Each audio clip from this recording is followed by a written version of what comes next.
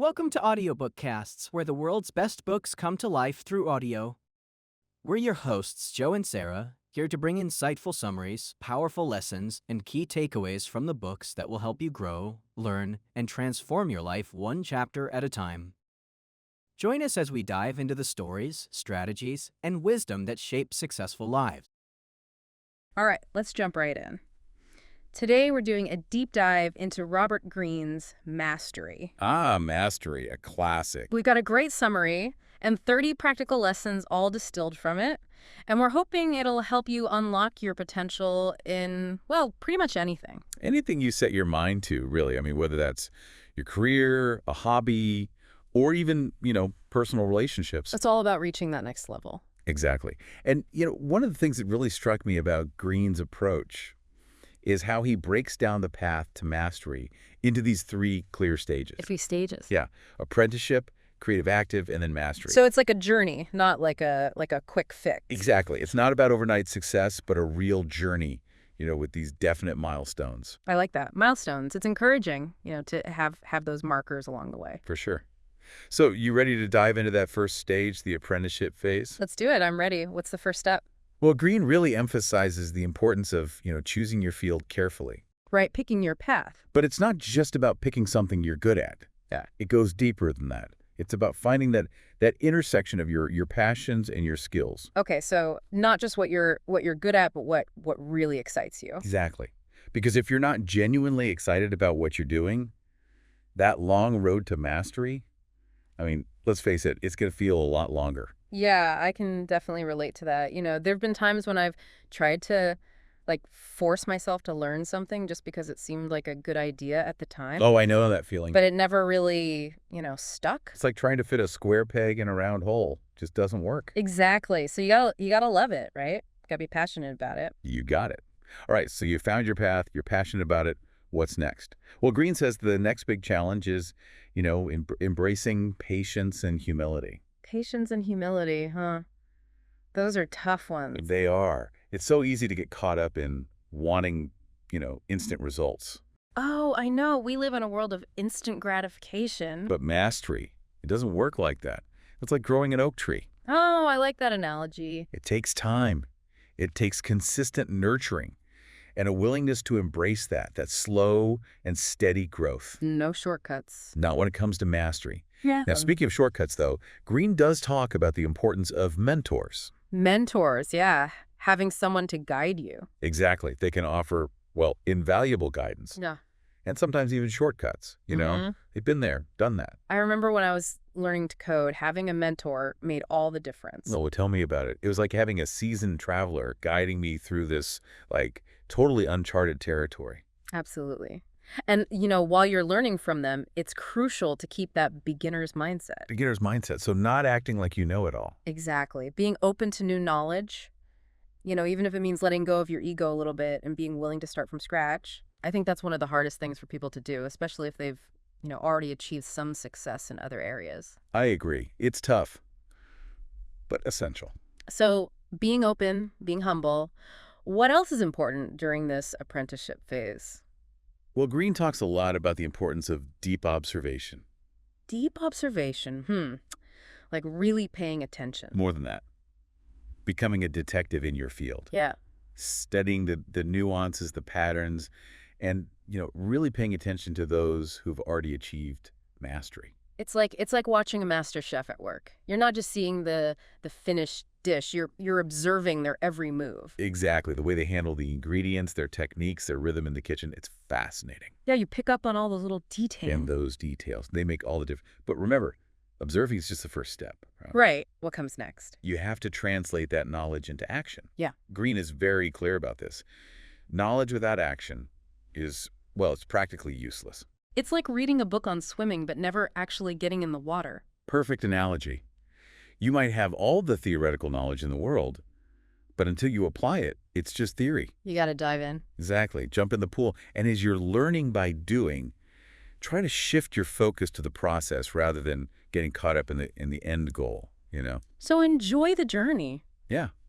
Find joy in the daily practice, in the small victories, in constantly refining your skills. It's like training for a marathon, right? The real reward isn't just crossing the finish line. It's the journey. It's the dedication. Love that analogy. It's about pushing yourself further than you thought possible. Couldn't have said it better myself. Yeah. Now, while you're focusing on the process, remember to master the basics first. The basics, yeah, the foundation. Building a solid foundation is crucial. Trying to skip ahead, it's like building a house on sand. It's just going to collapse. Exactly. You need that solid ground. It's like trying to write a novel without understanding, basic grammar and storytelling principles. Yeah, your story might be amazing, but... But without that foundation, it's going to be a real struggle. And finally, during this apprenticeship phase, be open to feedback. Feedback, oof, that can be tough. It can be. But view criticism as a valuable tool, a way to identify your blind spots and refine your skills. So don't take it personally. Not always easy, but try to see it as a learning opportunity. It can be incredibly valuable. It's like having an extra set of eyes helping you see things you might have missed. Precisely.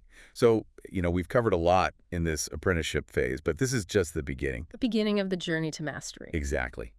Now comes the exciting part, taking all that knowledge and starting to make it your own. The creative active phase. I'm excited to hear more about that. Oh, it's where things really get interesting. We'll dive into that next time. Can't wait. All right, everyone, we're going to take a quick break and be back soon to explore the creative active phase and all the possibilities it holds. Okay, so we're back and ready to dive into the creative active phase. This is where things get really interesting. Right, because you've put in the work during your apprenticeship and now it's time to, break free from the mold, really make your mark. It's like a shift, right? From absorbing knowledge to actually applying it in new and innovative ways. So it's not just about following the rules anymore. Not exactly. It's more about, taking what you've learned and using it as a springboard to create something new, something original.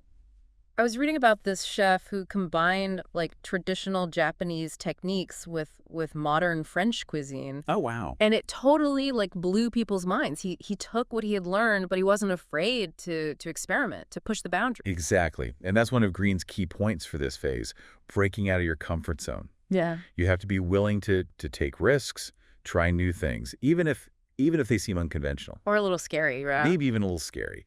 But that's where the real growth happens.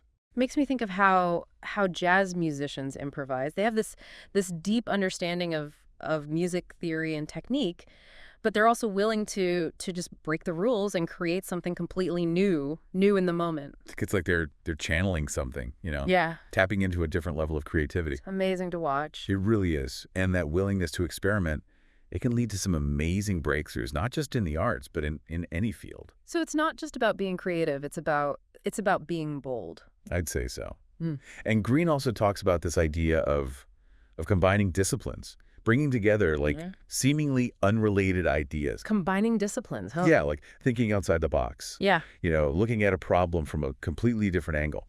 I was reading about how architects are now incorporating principles of biomimicry. Have you heard of that? Biomimicry, that sounds familiar. It's basically studying nature's designs to create more sustainable buildings. Like mimicking the structure of a honeycomb to create a stronger, lighter material. Oh, wow. That's fascinating. It is, and there are so many other examples. Think about how understanding human psychology has completely transformed, marketing and advertising. Right, using psychology to create more persuasive messages. Exactly. It's all about making those unexpected connections. So it's not just about being an expert in one narrow area. It's about expanding your knowledge base and making those connections. And that's when the real magic happens. The aha moments, really. Yeah, exactly. Those moments when you suddenly see something in a whole new light. So you're exploring, you're experimenting, you're making connections. Now it's crucial to start developing your unique voice. Unique voice. So finding my own style. Yeah, what sets you apart? What makes your work stand out from the crowd? It's like that feeling you get when you listen to a musician who has a truly, truly distinctive style. You instantly recognize their work. Exactly. Even if they're playing a cover song, it's them. It's that something special, that je ne sais quoi. And that uniqueness. Yeah. It often comes from a deep, deep understanding of yourself. So knowing your strengths, your weaknesses. Yeah, your values, your experiences. It's about infusing your work with your personality. your perspective, Bringing your whole self to the table. Exactly.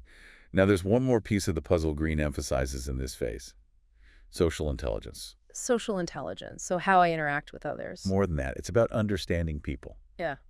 And navigating social dynamics. Because we don't work in a vacuum, right? Exactly. He argues that understanding people is essential for success in any field. So it's not enough to just be good at what you do. Right. You can be the most talented person in the room. Yeah. But if you can't communicate effectively, if you can't collaborate, build strong relationships, it's going to be difficult to reach your full potential. I've definitely seen that. Someone might be incredibly skilled at what they do, but if they lack those interpersonal skills, it can really hold them back. It's like they're missing a crucial piece of the puzzle. Exactly. So social intelligence is about being able to read people, understand their motivations, and adapt your communication style accordingly. Makes sense. So it's about more than just, networking. It's deeper than that. It's about building genuine relationships and being able to navigate those complex social dynamics. That takes practice. It does. All right, so we've explored the apprenticeship phase. We've delved into this creative active phase.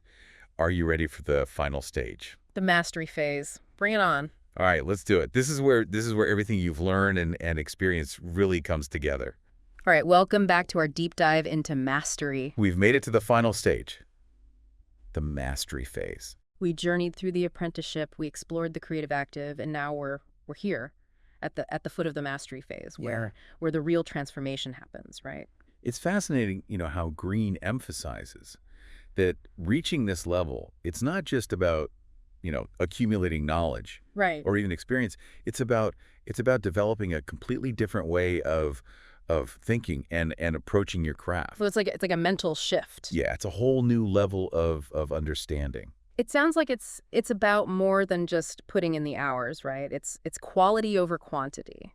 Didn't Greene talk about deliberate focus as a key ingredient for reaching mastery? He did. He argued that it's not enough to just work hard.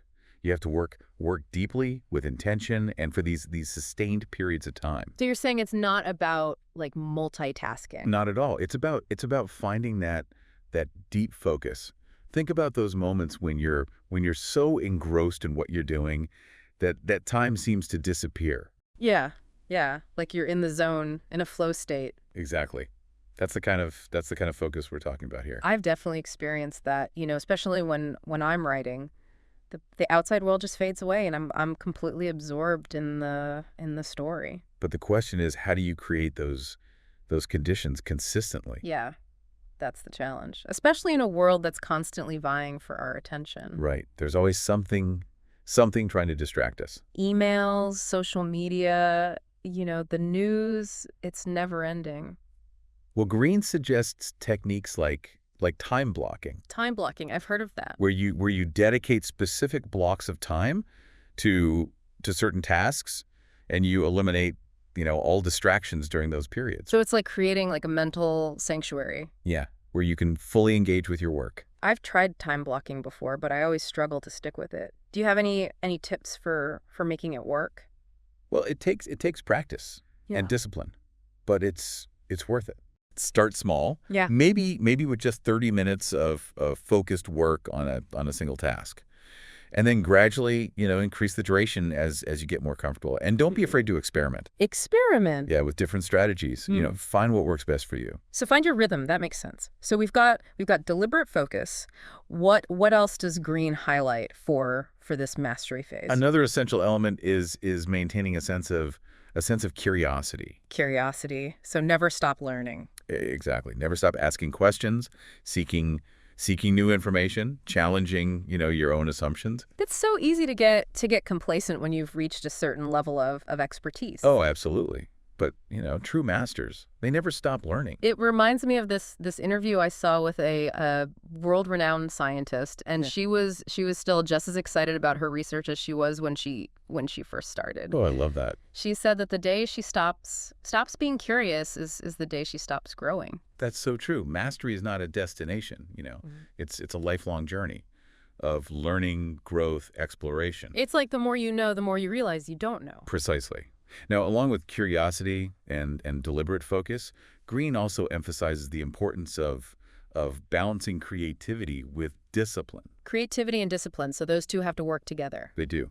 A true master is both an artist and a craftsman. Hmm. They have the vision to innovate and the discipline to execute their ideas with precision. That reminds me of this documentary I watched about a master watchmaker. Oh, cool. And he had this incredible ability to design these intricate, beautiful timepieces. But he also had the patience and discipline to spend hours, even days, meticulously crafting each tiny component. That's such a perfect example. It's about finding that sweet spot, between inspiration and perspiration, intuition and analysis. So it's not just about having the talent. It's about honing it, refining it. Right. And finally, Greene talks about the importance of teaching and mentoring others Teaching and mentoring. as a way to deepen your own understanding and contribute to the growth of your field. So by teaching others, you're actually learning more yourself. Exactly. You know that saying, to teach is to learn twice. Right. By explaining concepts to others, you have to really, really think them through and solidify your own knowledge. Yeah, I get that. And plus it's incredibly rewarding to see others, benefit from your experience. Well, absolutely. Yeah. A beautiful way to give back and create a ripple effect of knowledge and inspiration. So it's like paying it forward. In a way, yes. Yeah. So as we conclude this deep dive into mastery, I think the key takeaway is that it's not about, reaching some unattainable level of perfection. It's about the journey. Yeah, it's about embracing the journey, continuously striving for excellence, and never losing that hunger to learn and grow. And remember, everyone, the path to mastery is open to anyone who's willing to put in the time, the effort, the dedication. It's about finding what you're truly passionate about, Right. And pursuing it with relentless curiosity and a commitment to continuous improvement. Exactly. So as we wrap up today, what resonated with you the most from our exploration of mastery? Right.